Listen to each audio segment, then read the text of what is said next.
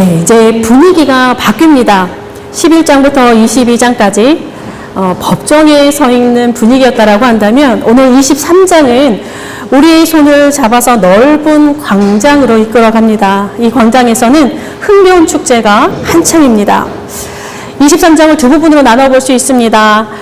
전반부와 후반부인데, 전반부는 유대력으로 3월에서 6월, 우리나라 이제 태양력으로는 1월에서 3월에 해당하는 봄의 절기입니다. 후반부는 유대력으로는 9월에서 10월, 태양력으로는 7월, 이제 가을이 시작되는 그러한 절기라 말씀드릴 수 있습니다. 그래서 간단하게 앞에 전반부는 봄의 기억을, 후반부는 가을의 기억이라 부르겠습니다. 오늘은 봄의 기억을 한번 보겠습니다.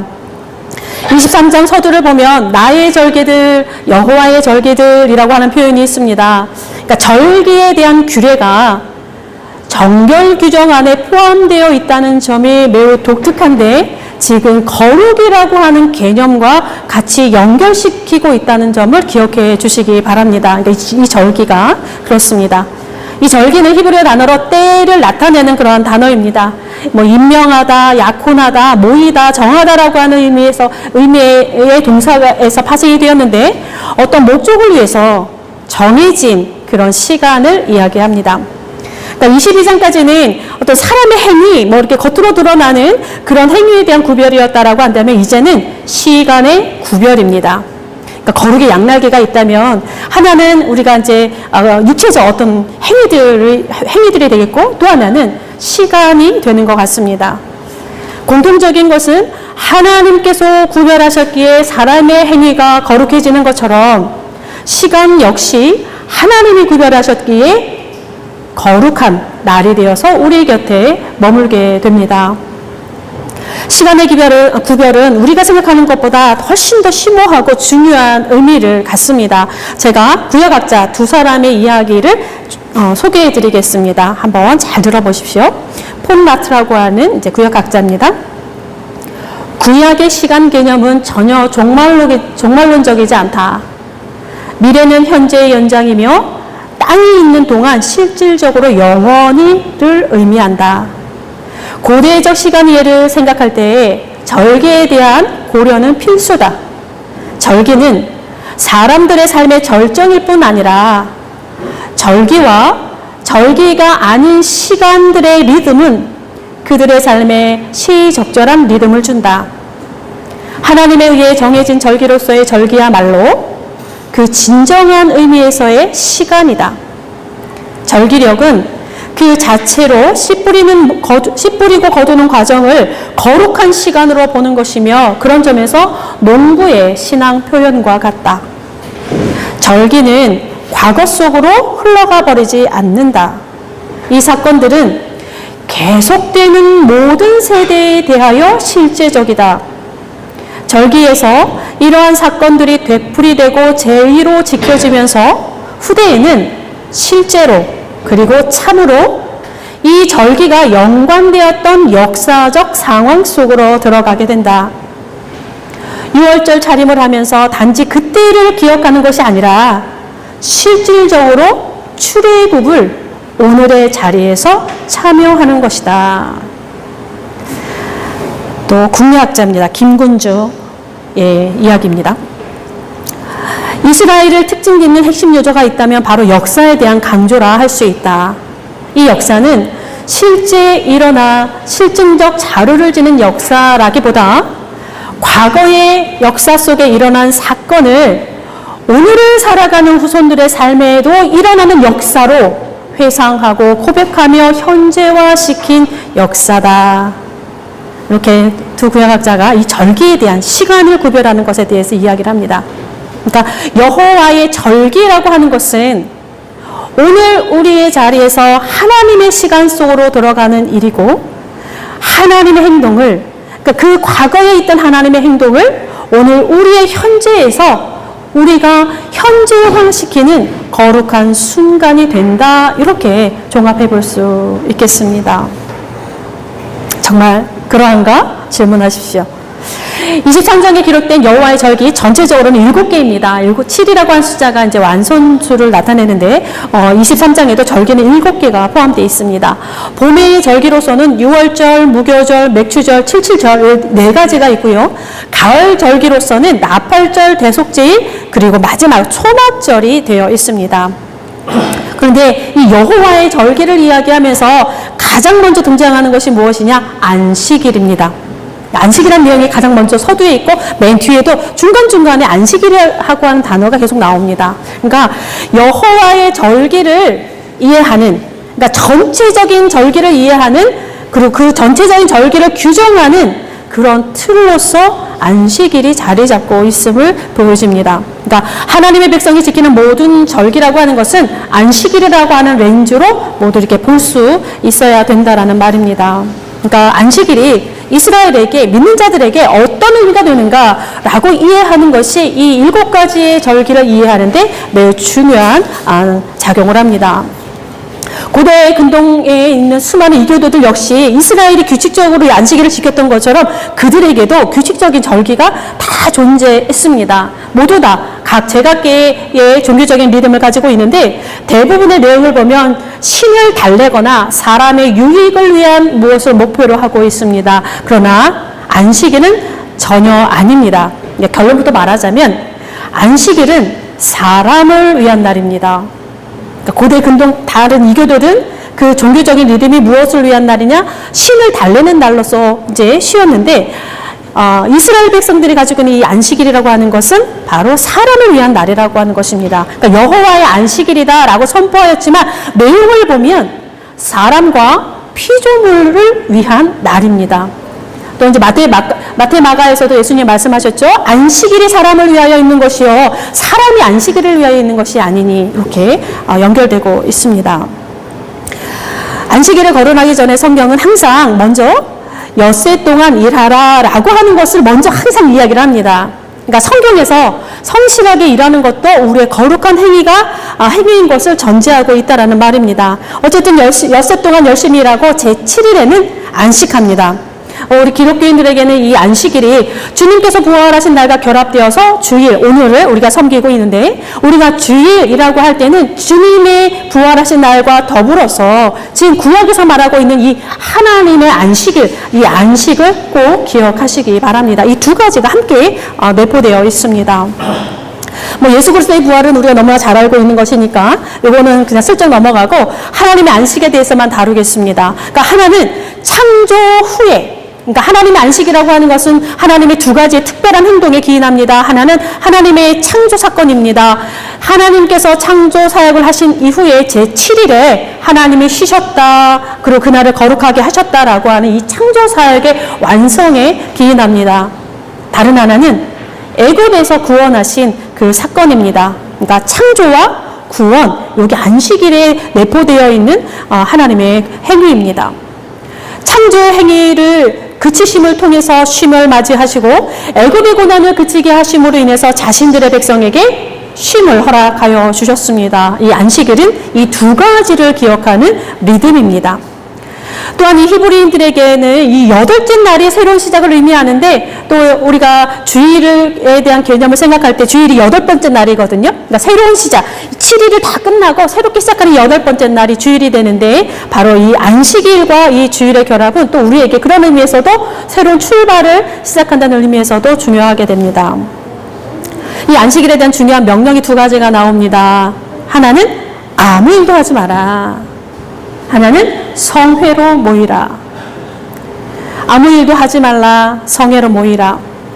자, 2가지를 비교할 때면 쉼에 조금 더 방점이 찍혀 있는 것 같습니다. 쉼은 다음과 같이 우리에게 이런 의미를 선사합니다. 안식일은 월터 브루그만이 이야기합니다. 안식일은 세상을 우리 자신의 방식으로 확보하려는 열광적인 추구를 단념한다는 뜻이다. 그러니까 우리가 안식일을 지킨다는 거, 우리가 세상의 일을 딱 멈추고 지금 주일에 와서 지금 예배를 드린다라고 하는 의미입니다. 안식일은 우리의 충동을 억제한다, 우리의 욕심을 가로막는다, 우리의 가치관을 재조정한다, 다시 기본으로 돌아가서 하나님을 의지하게 한다. 그분과의 관계를 새롭게 할 수 있는 삶의 공간을 제공한다. 이게 안식일의 개념입니다. 이게 우리의 주일의 의미입니다. 그러하십니까? 이어서 특별히 또 이제 출애굽기에 연결되어지는데, 출애굽기에서 이런 말씀이 나옵니다. 너는 엿새 동안 내 일을 하고 일곱째 날에는 쉬라. 내 소와 나귀가 쉴 것이며 내 요종의 자식과 나그네가 숨을 돌리리라. 자, 여기 보면요, 이 쉼이 나 홀로만의 쉼이 아닌 것이 나옵니다. 내가 쉬어야 나의 가축들이 쉬고, 내가 쉬어야 내 종들이 쉬고, 나의 자식이 쉬고, 내게 몸부쳐 사는 사람들까지 쉴 수가 있다라는 점입니다. 그러니까 나의 쉼이 타인의 쉼과 연결되어 있는 날이 바로 안식일입니다. 특히 숨을 돌리리라 라고 하는 표현은 새롭게 하다는 의미입니다. 하나님이 인간의 코에 생기를, 그러니까 이 생기가 숨입니다. 숨을 불어넣어 주심으로 말미암아 살아있는 자가 되었기에 인간은 그 자체로서 숨의 존재들입니다. 그러니까 숨을 돌리다 라고 하는 것은 숨을 새롭게 한다라는 뜻인데, 우리의 존재 그 자체와 깊은 연관을 갖게 되면서 숨을 돌려야만 살 수 있는 숨의 존재들인 것을 깨닫게 합니다. 이렇게 쉼의 리듬에 참여하는 것, 이거는 창조의 파트너로서 창조주 하나님의 행위에 우리가 동참하게 되는 그런 사건이며, 우리의 일상이 하나님의 특별한 때와 결합되면서 하나님의 형상에 담긴 그 인간다움을 회복하게 되는 것이 바로 지금이라는 사실입니다. 노래 하나 들려드리겠습니다.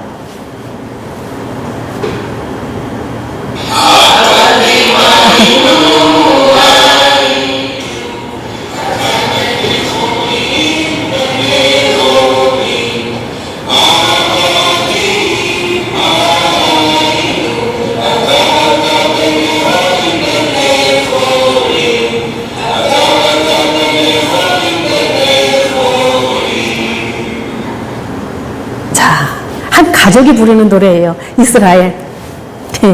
세상에서 가장 오래된 명절입니다. 3,500년의 역사를 가진 명절, 바로 유대인의 유월절입니다. 지금 6월절에 한 가족이 모여서 지금 노래를 부른 거예요. 지금도 이 노래를 부릅니다. 자, 아바딤 하이누라고 하는 그러한 노래인데요. 자, 가사가 이렇습니다. 우리는 노예들이었네. 그러나 지금은 자유롭다네. 자유롭다네. 우리는 노예들이었네. 그러나 지금은 자유롭다네. 우리는 노예들이었네. 그러나 지금은 자유롭다네. 자유롭다네. 다시 한번 들어보세요. 자, 요거 반복이에요.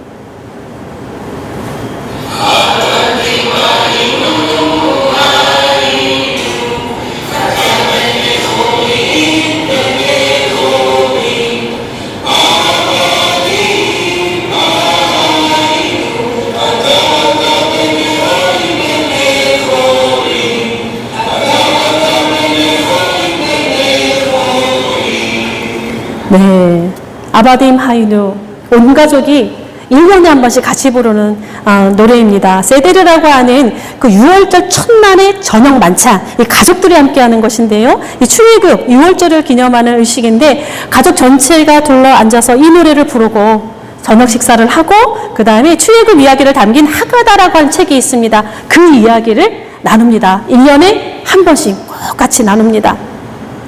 이들의 6월절 준비는 지금도 마찬가지입니다. 요거는 이제 이스라엘 문화원에서 제가 정보를 입수를 했습니다.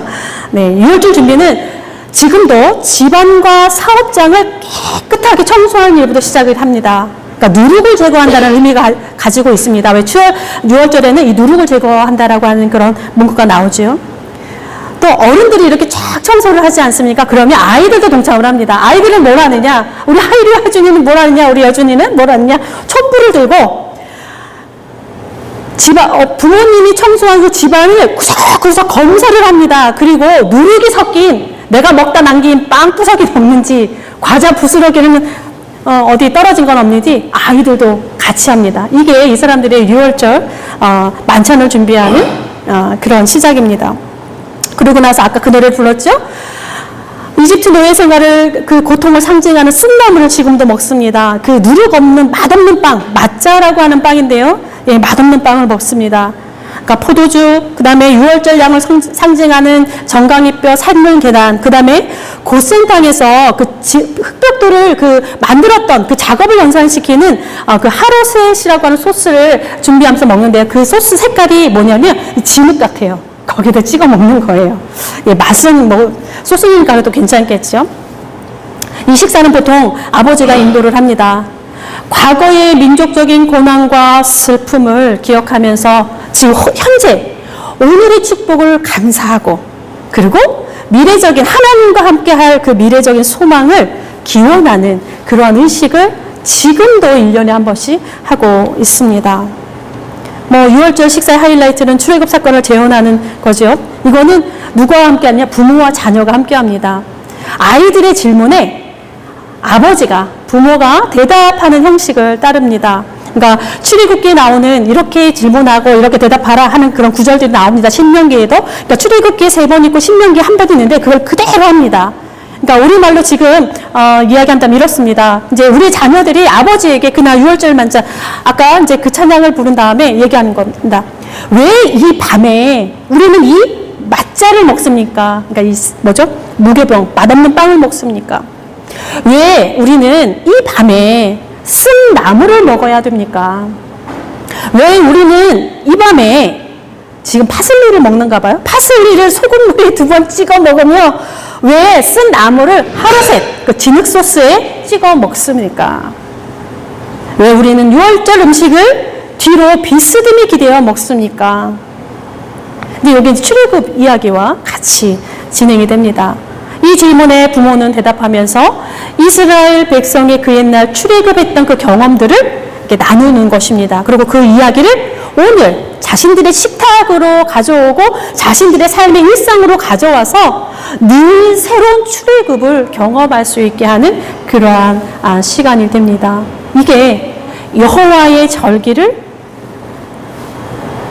삶으로 가져오는 그 믿음의 사람들의 모습입니다. 물론 지금 유대인들의 모습이긴 하지만 상당히 우리가 본받을 만한 그러한 또 전통인 것 같습니다. 이게 끝나면 이제 첫 이사 오순절이 나옵니다. 그러니까 오순절은 77절이라고 합니다. 봄의 수확이 종료되는 지점이기도 합니다. 그러니까 첫 이삭을 수확하고 오순절 50일이 지난 다음에 또 이제 수확을 마무리하는 것. 그게 이제 또 내는 두 번째 절기이긴 한데요. 하루하루가 하나님의 은혜였음을 고백하는 절기입니다. 이제 6월절 이후입니다. 붙어지는 하나님의 구원 역사 속에서 하루하루 하나님이 동행하시고 이른 비와 늦은 비를 주시는 하나님이 계셨기 때문에 오늘 우리의 수확이 이렇게 풍성하다. 이 모든 것은 하나님께로부터 왔음을, 그리고 이 모든 것들 또한 소유권이 하나님께 있음을 고백하는 절기입니다. 죄송합니다. 또 이 절기를 지키는 데 있어서 이 절정은 모퉁이를 남겨두라. 떨어진 것을 줍지 말라. 우리 지난번에 한번 했던 기억이 있습니다. 이 명령으로 이 봄의 절기가 마무리됩니다. 그러니까 여호와의 절기 6월절부터 시작해서 첫 이사 오순절까지 이 모든 여호와의 절기에는 누구도 소외되지 않고 누구도 그 수확의 기쁨 속에서 제외되지 않으면서 함께 누리라고 하는 기억, 그 여호와의 절기로 마무리됩니다. 그러니까 우리를 도우시는 그 하나님을 발견하고 또 사회적인 약자, 가난한 자들을 위해서 나의 수확을 일부러 남겨두는 그런 아름다운 신앙의 고백들이 이 절기마다 이렇게 어떤 장치처럼 자리 잡고 있습니다. 그런 사회 속에서 살아간다고 한다면 모두가 함께 웃고 모두가 함께 즐거워할 수 있는 그런 절기가 될 것입니다. 여기까지가 여호와의 절기 봄의 기억입니다.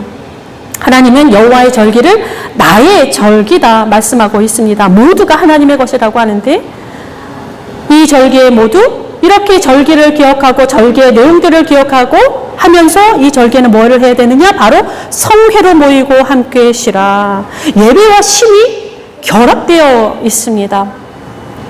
예배하기 위해 쉬고 쉬기 위해 예배합니다.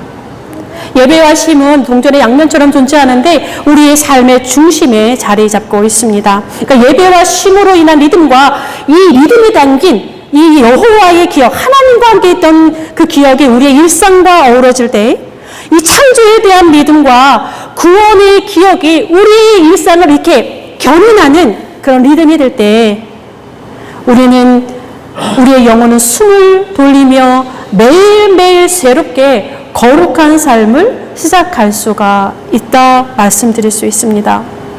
거룩함을 인식한다라고 하는 것은 그의 백성 안에 나타난 하나님의 사역을 인식하는 것이기 때문에 그렇습니다. 오늘은 우리 하나님의 거룩한 리듬, 시간의 리듬을 살펴보았습니다. 봄의 기억들. 우리는 어떠하십니까? 우리의 이렇게 주일, 가장 짧게는 우리 주일, 그리고 이제 1년으로 따지면 중간중간에 나오는 우리 그런 교회력에 따른 이런 절기들.